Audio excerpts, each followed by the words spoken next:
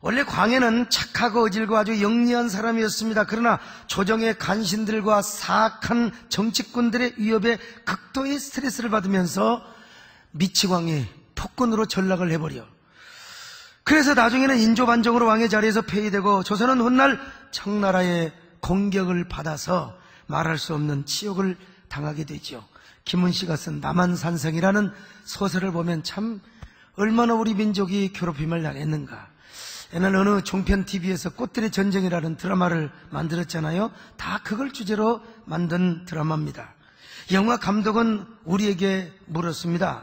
그대 안에도 광해의 이중성은 없는가? 그대 역시 광해라는 두 얼굴의 희망과 절망 앞에 서 있는데 그대는 어떤 광해의 얼굴을 선택할 것인가? 라고 말이죠.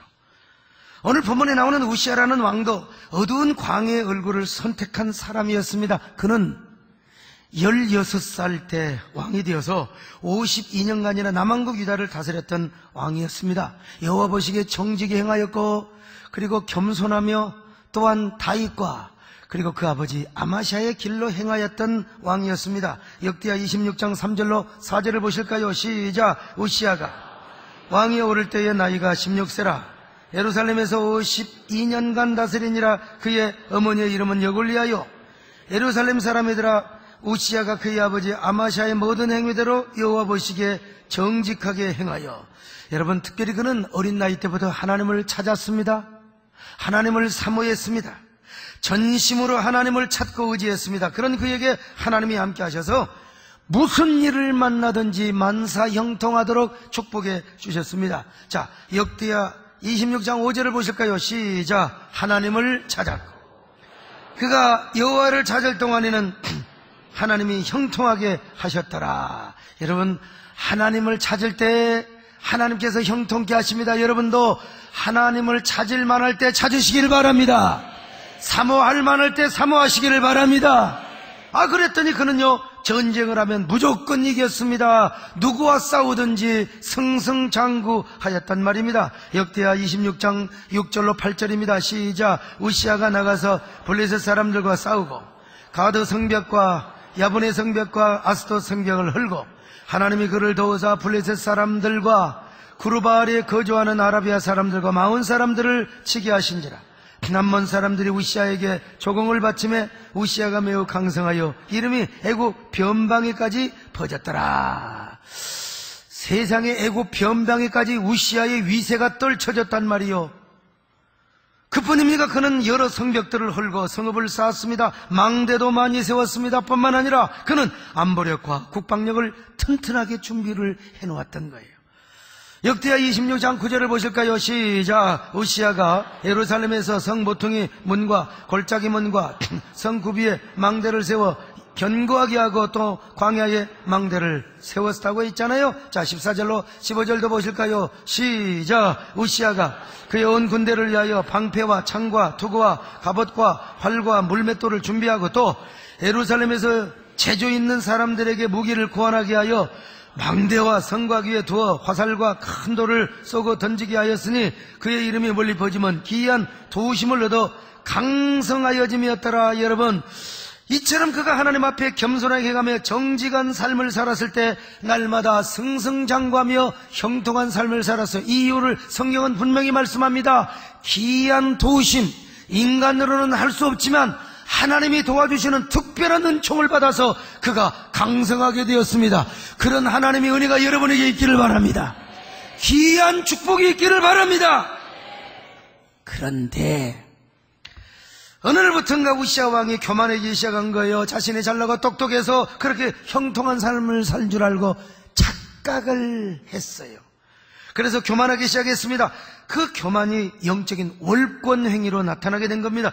어느 날 그가 성전에 들어가서 제사장만이 할 수 있는 분향을 자기 마음대로 해버리는 거예요. 이것은 하나님 앞에 얼마나 큰 교만인지 모릅니다. 자신의 삶이 형통하고 승승장구하니까 분수를 몰라서 휴지 파악을 못했다니까요. 오늘날로 말하면 야 목사 그 설교라고 하는 거야. 이 소목사 치워 말이야. 내가 왕년에 웅변대 1등 했다. 내가 설교하면 똑같은 겁니다. 여러분, 대단한 사람인 줄로 자기가 착각을 했어요. 자, 역대하 26장 16절 같이 봅니다. 시작. 그가 강성하여지며 그의 마음이 교만하여 악을 행하여 그의 하나님 여호와께 범죄하되 곧 여호와의 성전에 들어가서 향단에 분향을 하려 한지라. 이때 용기 있는 제사장 아샤라라는 사람이 용기와 의협심 있는 저 제사장 80명을 데리고 가서 왕에게 아주 그냥 직언을 합니다. 왕이여, 절대로 그래서는 아니 됩니다. 여호와께 분향하는 일은 왕이 할 바가 아닙니다. 아론의 제사장인 제사장만이 할 수 있는 것을 어떻게 왕이 이런 월권 행위를 하는 것입니까? 하나님이 절대로 기뻐하지 않을 것입니다. 왕이여, 부디 통촉하시옵소서. 그래도 말을 안 들으니까 부디 통촉하시옵소서. 예, 막 침이 튀겨 나올 정도로 18절 한번 보실까요? 시작. 우시아 왕 곁에 서서 그에게 이르되 우시아여, 여호와께 분향하는 일은 왕이 할 바가 아니요 오직 분향하기 위하여 구별함을 받은 아론의 자손 제사장들이 할 바니 성소에서 나가소서. 왕이 범죄하였으니 하나님 여호와에게서 영광을 얻지 못하리이다. 그러자 우시아 왕은 제사장들 앞에서 혈기를 부리고 온갖 꼬라지를 다 부리는 거요. 니들이 뭔데 그러는 거야? 내가 분향을 하면 하는 거지. 감히 누가 나를 막는 거요? 나는 이스라엘의 왕이야, 왕!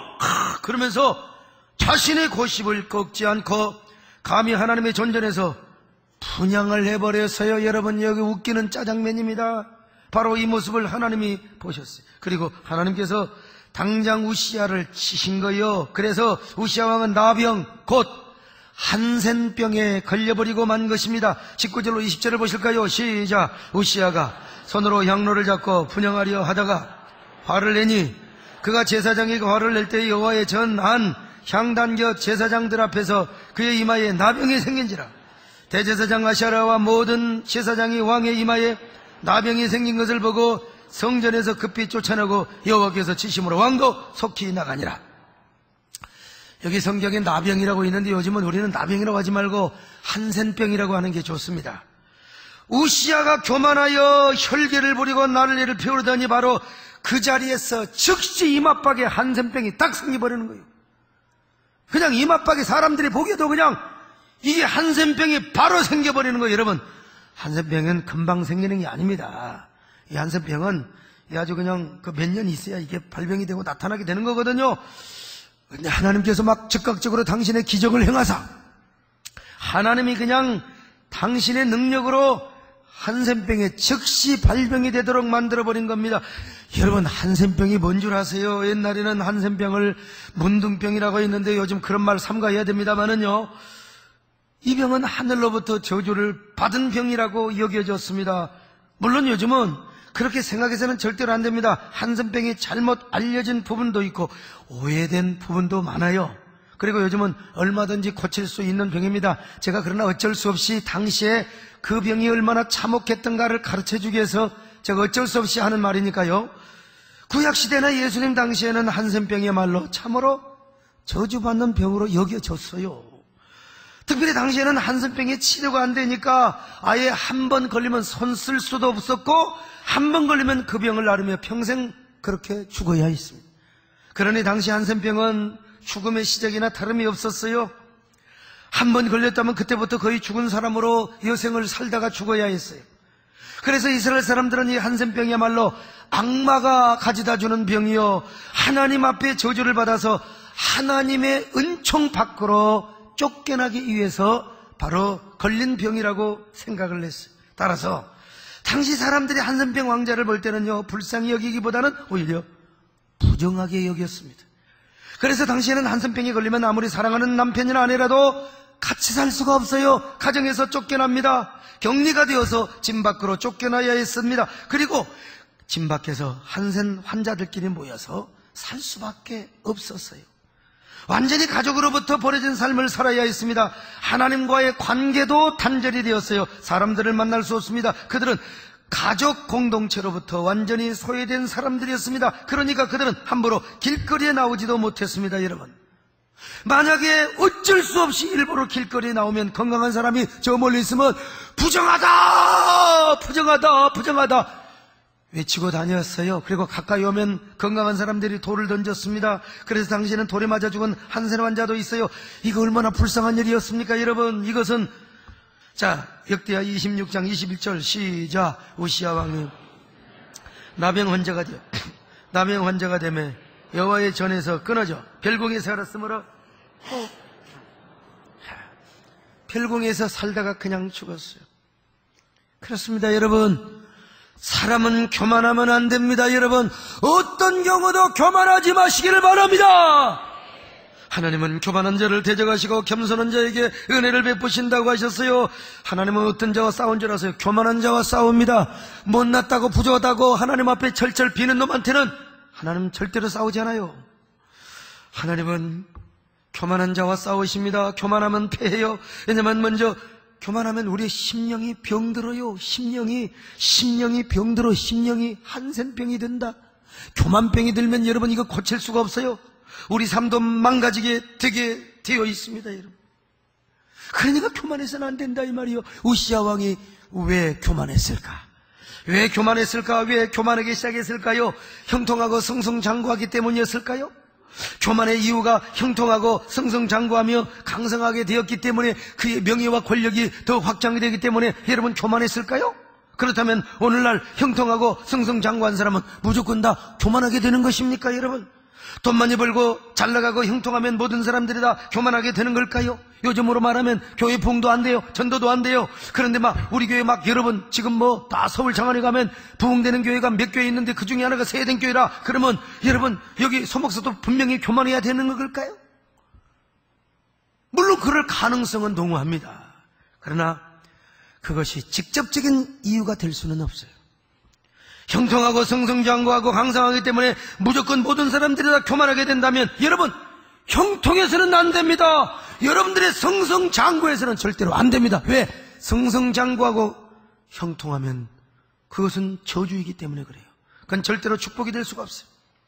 부와 명예와 강성하게 되는 것도 다 축복이 아니라 저주라고 할 수 있습니다. 그러므로 형통한다고만 해서 교만하다고 말해서는 안 됩니다. 승승장구하고 잘나가고 부와 명예와 강성함이 따른다고 해서 여러분 교만하다 그렇게 말을 해서도 안 돼요. 여기 소목사 보세요. 넘어졌으면 진정 넘어졌죠. 30대 40대 때 여러분 내가 교만해서 넘어졌을 거 아니요. 근데 지금까지 잘 버텨왔어요. 그러므로 우시야가 형통하고 잘나가기 때문에 교만해졌다고 말할 수는 없습니다. 물론 성경에서 전반적으로 그냥 두리뭉실하게 성경에서 그렇게 표현한 적은 있습니다. 그러나 큰 틀에서 전반적으로 얘기하는 것일지 우시야가 교만하게 되고 타락하게 된 보다 직접적이고 그리고 구체적인 이유가 따로 있어요. 그 이유를 오늘 5절에서 잘 밝혀주고 있습니다. 자, 5절을 한번 힘있게 봅시다. 시작. 하나님의 묵시를 밝혀야 하는 스가랴가 사는 날에 하나님을 찾았고 그가 여호와를 찾을 동안에는 하나님이 여러분 보세요. 우시야가 하나님의 묵시를 밝혀야 하는 스가랴 선지자가 사는 날에는 그가 하나님을 찾았고 그가 하나님을 사모하였습니다. 그는 겸손하였습니다, 여러분요. 그래서 그때 우시야는 형통하고 승승장구하였습니다. 스가랴 선지자가 살아서 우시야 왕을 영적으로 컨설팅해주고 자문해주며 영적인 매니저 역할을 해줄 때 아무리 형통한 상황에서도 여러분 절대로 교만하지 않았다는 것입니다, 여러분요. 그런데 그런 스가랴 선지자가 죽고 나서부터 우시야 왕이 교만해졌다는 것입니다. 아마도 스가랴 선지자는 우시야 왕의 왕사요 영적인 매니저였던 것 같아요. 자문 역할을 했던 것 같습니다. 그리고 우시야 왕은 원래 성품이 온유하고 겸손한 사람으로 태어난 것 같지는 않아요. 원래 사람이 겸손하게 태어난 사람이 있습니다. 온유하게 태어난 사람이 있습니다. 내가 누구라고 말하기는 그렇지만 근데 그런 사람들은 약간 은큼할 가능성이 있다는 사실. 여러분 이게 소목사 같은 사람은 교만할 가능성은 많지만 은큼할 가능성은 거의 없습니다, 여러분. 타고난 성격상.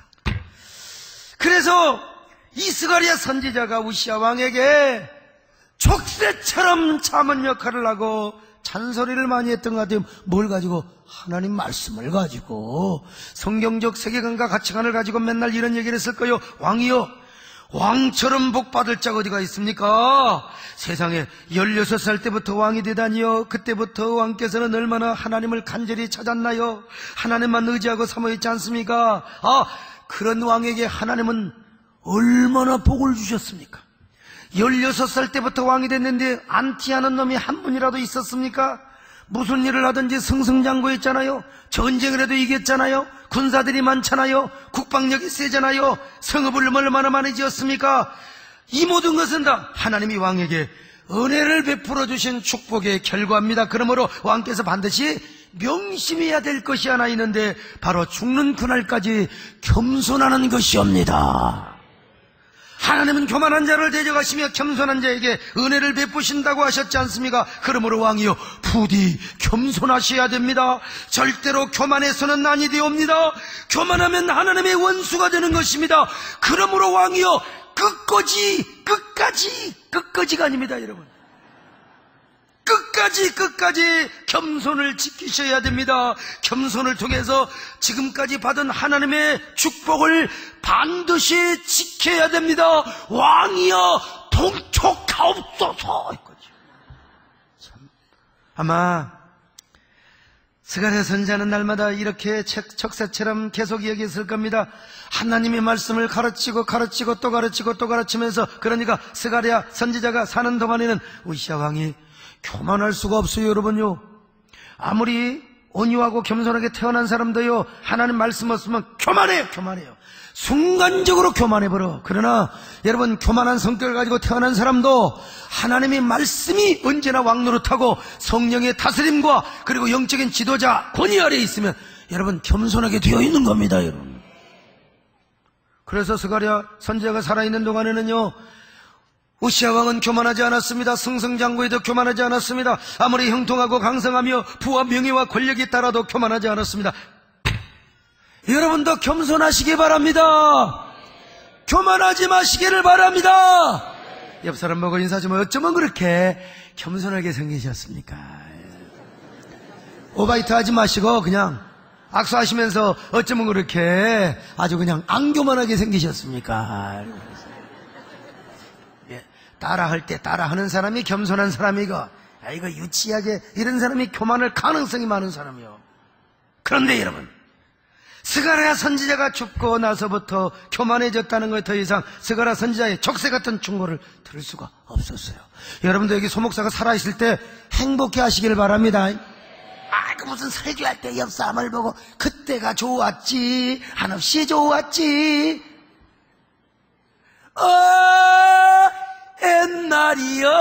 옛날로 끝나면 안 됩니다, 여러분. 지금이 좋아요. 지금이 여러분. 저는 이 사실을 경험해봐서 알아요. 저 역시 원래 겸손하고 온유한 성품으로 태어난 사람이 절대로 아닙니다. 까불고 잘난 체하고, 그러니까 이런 사람은요, 커서 잘 되면 반드시 교만하게 되어 있습니다. 거의 다 교만하게 되어 있어요. 그런데 웬걸요? 지금도 건재합니다, 여러분. 많은 사람들이 소목사 언제 넘어질까, 뭐가 하나 터질 때가 있는데, 천만의 말씀? 그럴 리가 있습니까, 여러분? 하나님의 말씀이 내 안에 꿈틀거리면 살아 역동하는 능력으로, 여러분, 할 수가 없습니다. 하려고 하면 성령께서 딱 그냥 선행 양심으로 먼저 말씀, 야, 소목사야, 조심해라. 소목사야, 조심해라. 여러분요, 여러분도 하나님께서 그런 음성을 들려주시기를 바랍니다.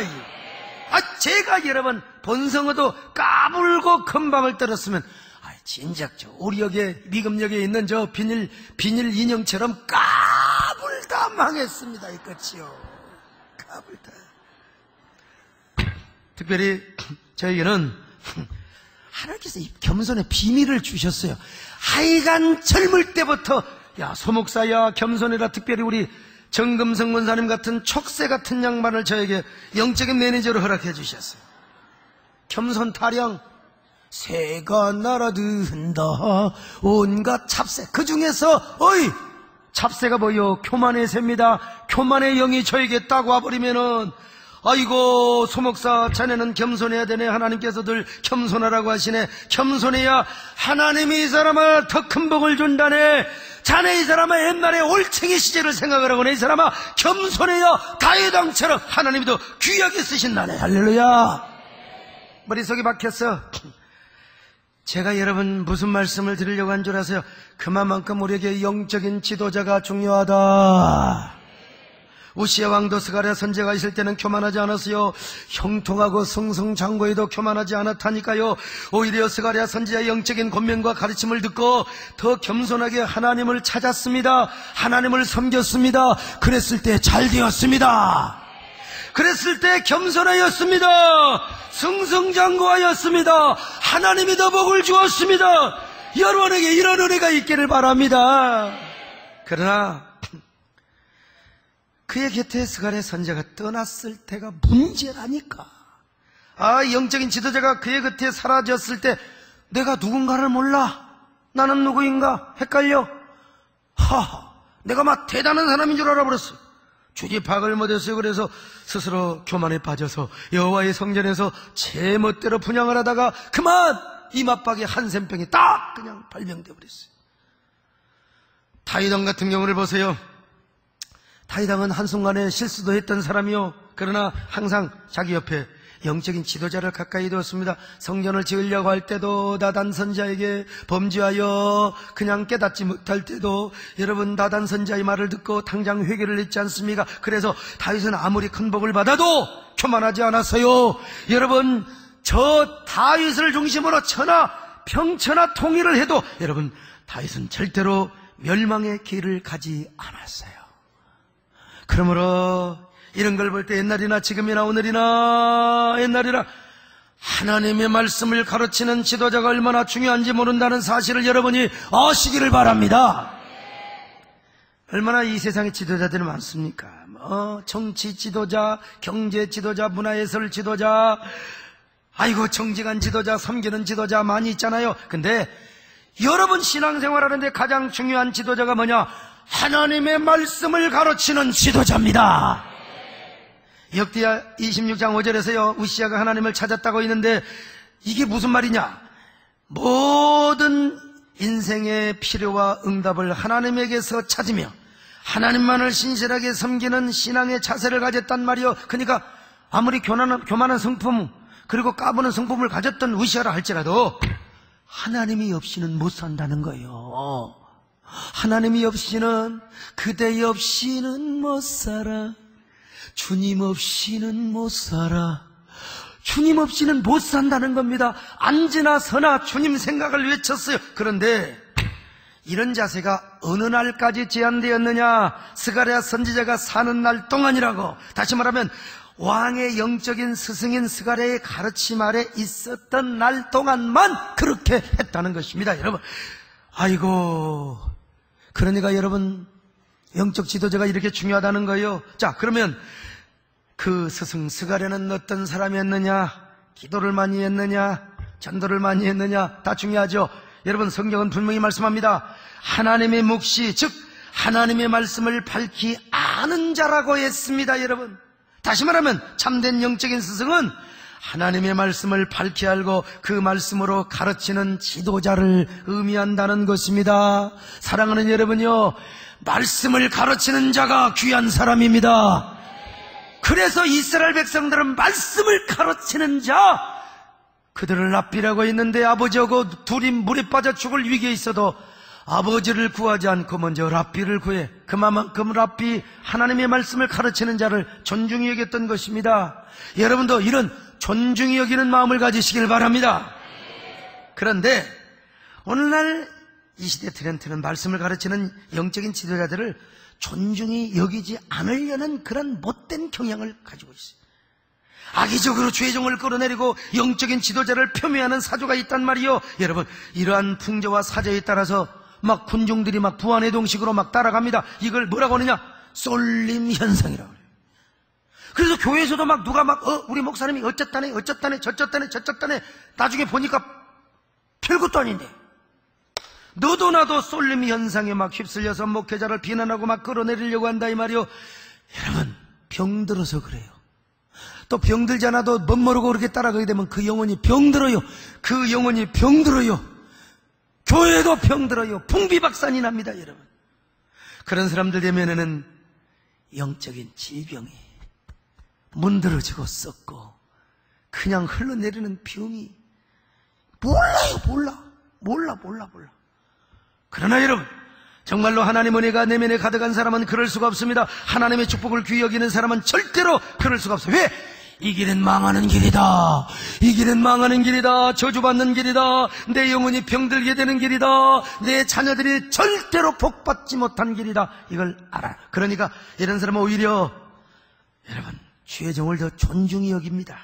그래서 목사를 위해서 기도하고 항상 사랑하며 존경하고 대접하기를 잘합니다. 교회 안에서 절대로 안티 역할이나 무슨 반대편에 서지 않습니다. 목회자가 무슨 큰 하자가 없는 한요 소신껏 일하도록 기도해주고 박수치며 응원하며 여러분 언제나 칭찬하며 언제나 여러분요 지원해준다 이 말이요. 여러분들이 그런 지원병들이 되시기를 바랍니다. 할렐루야. 아이고 누구하고 싸우려면 저 바깥에 가서 싸워요. 왜 목사하고 싸워요? 주의 종을 우습게 여기거나 절대로 싸우지 마시고 오히려 배나 존경하며 그리고 잘 따르고 순종하시기를 바랍니다. 그럴 때 여러분의 신앙이 건강합니다. 겸손한 영혼이 될 것입니다. 하나님께서 여러분을 더 높여주시고 형통케 하여 주실 것입니다. 여러분 모두 이런 복받는 마음을 소유하시기를 바랍니다.